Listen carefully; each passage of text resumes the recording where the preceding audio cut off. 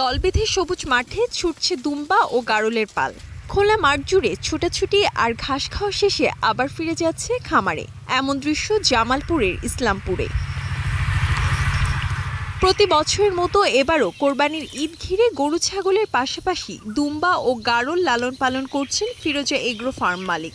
জানালেন এসব পশু স্থানীয় হাটের পাশাপাশি ঢাকার বাজারেও বিক্রির পরিকল্পনা রয়েছে। সবকিছুর উৎপাদন খরচ বাড়তির জন্য আমরা গরুর যেন আমরা দামটা পাই, এটা সরকারের কাছে উদাত্ত আহ্বান জানাতেছি। আমাদের খামারে কোনো ফিটের গন্ধ নাই, কোনো ফিট নাই, আমরা ফিট মুক্ত।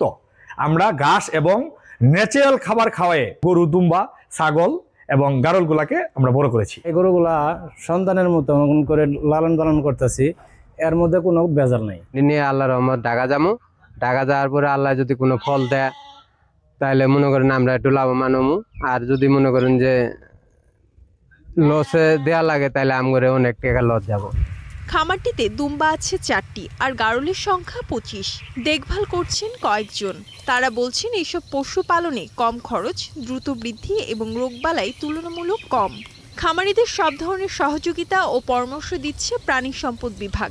কিছু পরিত্যক্ত জায়গা আছে, তো এই সমস্ত জায়গায় যদি ছাগল ভেড়ার পাশাপাশি দুম্বা বা গারল লালন পালন করা হয় তাহলে কৃষকগণ উপকৃত হবে। এবং দেখা যাচ্ছে যে এই ছাগল এবং ভেড়ার পাশাপাশি গারল কিংবা দুম্বা পরিবেশের সাথে, আবহাওয়ার সাথে তারা অ্যাডজাস্ট হয়ে গেছে।